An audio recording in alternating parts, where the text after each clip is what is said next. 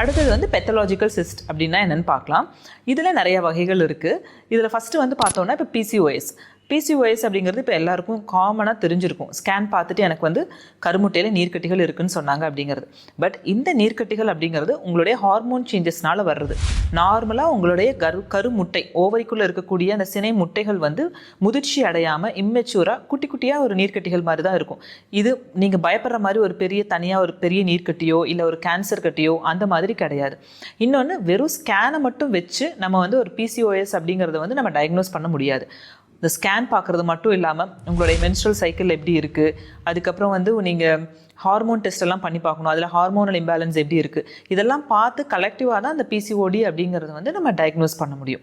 அடுத்தபடியாக வந்து பார்த்தோன்னா டெர்மாய்ட் சிஸ்ட் அப்படின்னு சொல்லுவோம். இந்த டெர்மாய்ட் சிஸ்ட்டும் குவைட் ஒரு யங் ஏஜ் பொண்ணுங்களுக்கு வந்து பார்த்திங்கன்னா ஓரளவுக்கு காமனாக இருக்கும். இதில் எப்படி அப்படின்னு பார்த்தோம்னா இந்த கருமுட்டையில் நீர்க்கட்டி மாதிரி சிஸ்ட் மாதிரி இருக்கும்.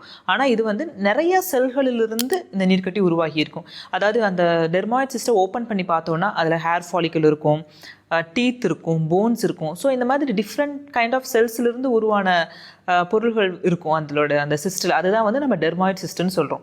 ஸோ இது வந்து எப்படி கண்டுபிடிக்கலாம் அப்படின்னா, இது இருக்கிறப்ப ஒரு சிலருக்கு வந்து வயிற்றில் அடிவயிறில் ஒரு பக்கம் ஒரு பெயின் இருக்கலாம், இல்லை ஒரு டிஸ்கம்ஃபர்ட் இருந்துகிட்டு இருக்கும், இல்லை எதுவுமே இல்லாமல் நீங்கள் வேறு எதுக்காவது ஸ்கேன் பார்க்குறப்ப இன்சிடெண்ட்டாக கூட இந்த டெர்மாய்ட் சிஸ்ட் அப்படிங்கிறத வந்து நம்ம கண்டுபிடிச்சிருந்துருக்கலாம்.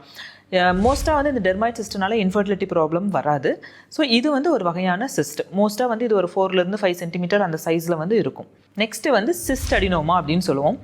இது வந்து கருமுட்டையோட அந்த வெளிப்புற சுவர் பகுதியிலிருந்தே ஒரு நீர் மாதிரி செக்ரீட் ஆகும். ஸோ அதனால ஃபார்ம் ஆகும்.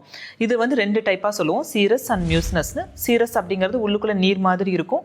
இதுவே மியூசினஸ் அப்படிங்கிறது ஒரு ஜெல்லி டைப்பில் இருக்கும் அந்த சிஸ்ட்.